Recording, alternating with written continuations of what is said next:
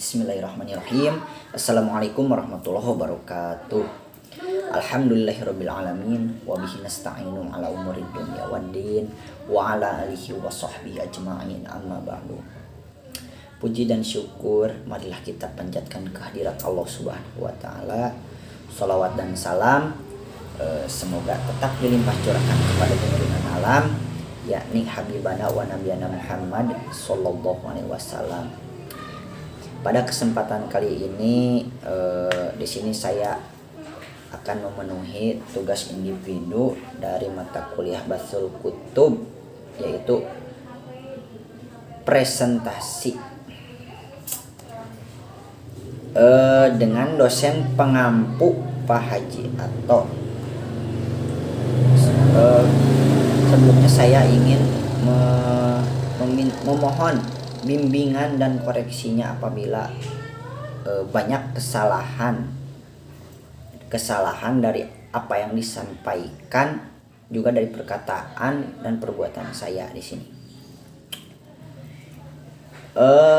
Sebelum ke pemaparan materi, izinkan saya untuk memperkenalkan diri terlebih dahulu. Perkenalkan, nama saya Rifan Romdon Maulana, Prodi MPI 3A. Di sini saya akan memaparkan sebuah materi, yaitu manajemen terbuka. Namun sebelum masuk ke materi, izin saya akan menyebutkan tahapan-tahapan yang akan saya sampaikan. Yang pertama yaitu pengertian manajemen terbuka. Yang kedua, hubungan atau korelasi surat An-Nisa dengan ayat 58 dengan manajemen terbuka. Yang ketiga yaitu hadis Nabi Muhammad SAW yang berkaitan dengan manajemen terbuka. Yang keempat, korelasinya dengan manajemen, dan yang terakhir yaitu kesimpulan. Baik, langsung saja. Bismillahirrahmanirrahim. Pengertian manajemen terbuka. Yang dimaksud dengan manajemen terbuka di sini adalah manajemen yang dimana pimpinan sebelum mengambil suatu keputusan terlebih dahulu memberi kesempatan kepada staf dan bawahannya untuk memberikan saran-saran, ide-ide atau pendapat-pendapat. Namun keputusan tetap oleh pimpinan. Kesempatan untuk memberikan masukan-masukan kepada pimpinan dengan tujuan agar para staf atau bawahan ikut serta memikirkan kesulitan-kesulitan yang dihadapi organisasi dan ikut serta pula memecahkannya, termasuk mengembangkan organisasi. Ditinjau dari pengertian positif, di mana segala sesuatu yang dilakukan oleh pimpinan harus dikontrol oleh staf atau bawahannya. Hal ini karena biasanya dalam setiap jabatan pasti ada yang bersifat rahasia dan tidak boleh terbuka. Dengan sifat keterbukaan ini yaitu dengan diberikan kesempatan untuk mengemukakan gagasan-gagasan, pendapat-pendapat atau saran-saran dapat menimbulkan kegairahan. Apalagi kalau gagasan-gagasan digunakan dan diterima, maka yang mempunyai ide tersebut akan merasa senang. Selain itu, akan timbul suatu kompetisi yang sehat, berlomba untuk mengembangkan inisiatif dan daya kreasi. Kemudian yang kedua yaitu korelasi Quran surat An-Nisa ayat 58 dengan manajemen terbuka. A'udzubillahi minasyaitonirrajim. Bismillahirrahmanirrahim. Innallaha ya'murukum an tu'addul amanati ila ahliha wa idza hakamtum bainan nasi an tahkumu bil 'adl.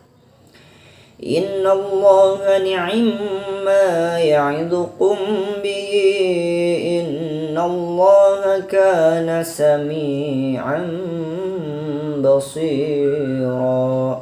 Al-ayah, sadaqallahul azim. Sungguhnya Allah menyuruh kamu menyampaikan amanat kepada yang berhak menerimanya, dan menyuruh kamu apabila menetapkan hukum di antara manusia supaya kamu menetapkan dengan adil. Sesungguhnya Allah memberi pengajaran yang sebaik-baiknya kepadamu. Sesungguhnya Allah adalah Maha mendengar lagi Maha melihat.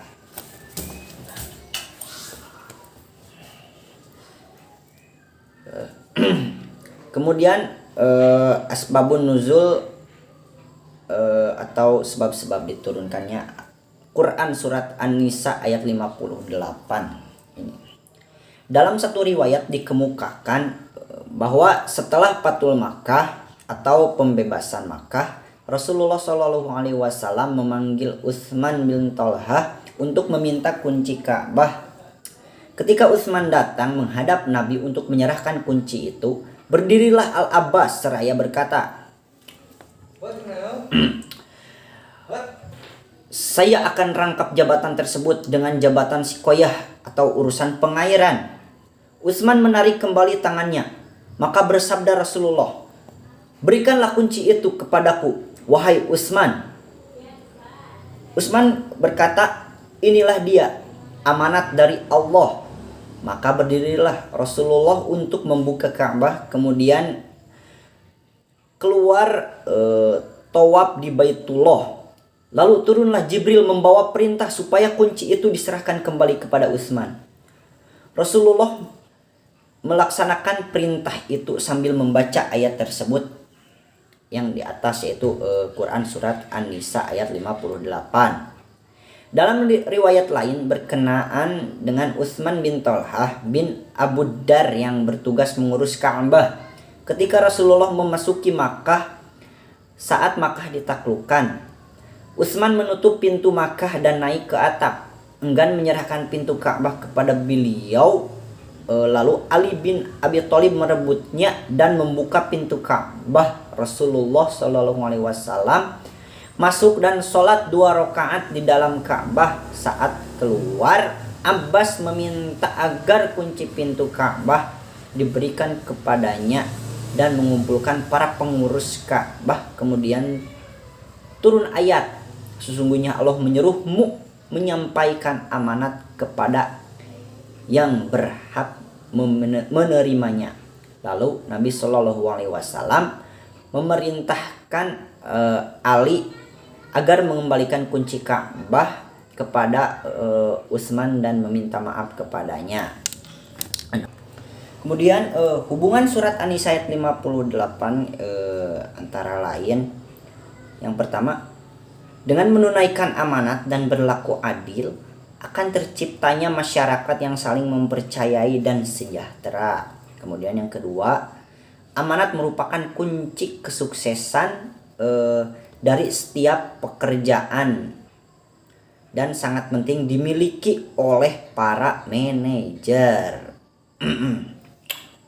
Hubungan surat atau korelasi surat An-Nisa ayat 58 antara lain, dengan menunaikan amanat dan berlaku adil akan terciptanya masyarakat yang saling mempercayai dan sejahtera. Kemudian amanat merupakan kunci kesuksesan setiap pekerjaan dan sangat penting dimiliki oleh para manajer. Hukum yang terkandung dalam surat An-Nisa ayat 58 dari penjelasan di atas bahwa menunaikan amanat adalah wajib karena melengkapi amanat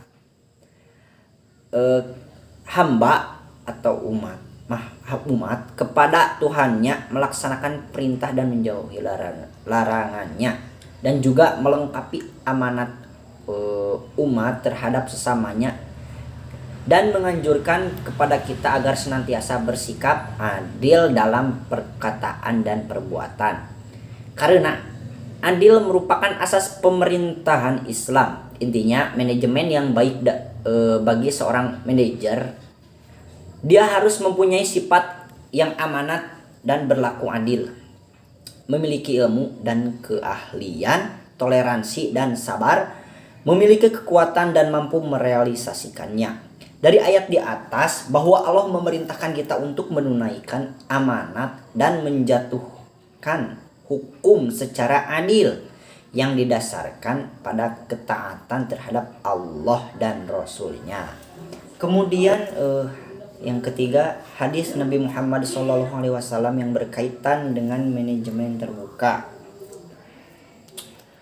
Yang artinya Imam Al-Bukhari menyatakan Muhammad bin Sinan meriwayatkan dari kami, Qulaih bin Salman meriwayatkan dari Hilal bin Ali, dari Atha, dari Yasar, dari Abu Hurairah radhiyallahu anhu berkata, Rasulullah SAW bersabda, apabila suatu amanah disia-siakan maka tunggu kehancurannya. Abu Hurairah bertanya, bagaimana meletakkan amanat itu wahai Rasulullah? Rasulullah SAW menjawab, jika segala sesuatu diserahkan bukan pada ahlinya maka tunggulah kehancurannya. Hadis riwayat Imam Bukhari. Kemudian yang keempat yaitu korelasinya dengan manajemen, korelasi ayat di atas. Ada korelasi hadis di atas, maksudnya maaf. Adapun kaitannya hadis di atas dengan manajemen terbuka ialah pada hadis di atas terdapat kata apabila amanah disia-siakan maka tunggulah kehancurannya. Nah, hadis ini memberi peringatan yang bersifat manajerial karena amanah adalah menyerahkan sesuatu pada seseorang yang memiliki kapasitas untuk menjalankan amanah tersebut atau profesional. Adapun hubungannya dengan manajemen terbuka ialah keterbukaan seorang pemimpin terhadap bawahannya adalah sikap dari keprofesionalan seseorang. Maka jika pemimpin tersebut tidak memiliki kapasitas sebagai pemimpin yang profesional, maka perusahaan ataupun lembaga yang dia pimpin akan stagnan, tidak akan maju atau bahkan hancur. Sebelumnya maaf, barusan saya jeda terlebih dahulu karena di sini adzan. Oke, lanjut saja. Yang terakhir yaitu kesimpulan dari manajemen terbuka. Jadi yang dimaksud dengan manajemen terbuka adalah sikap keterbukaan pemimpin terhadap bawahannya. Jika ada suatu masalah yang harus diputuskan, maka dia akan meminta saran atau pendapat bawahannya dan memutuskannya secara bersama-sama, tidak diputuskan secara sepihak tanpa sepengetahuan anggota-anggotanya. Mungkin cukup sekian yang bisa saya sampaikan. Mohon maaf bila ada banyak kesalahan dari cara penyampaian, dari perkataan saya atau dan yang lainnya. Insya Allah saya akan memperbaiki untuk kedepannya. Maka dari itu saya meminta bimbingan dan koreksi dari khususnya dari Bapak, umumnya dari teman-teman semua. Wallahul muwaffiq illa aqwamit thoriq. Wassalamualaikum warahmatullahi wabarakatuh.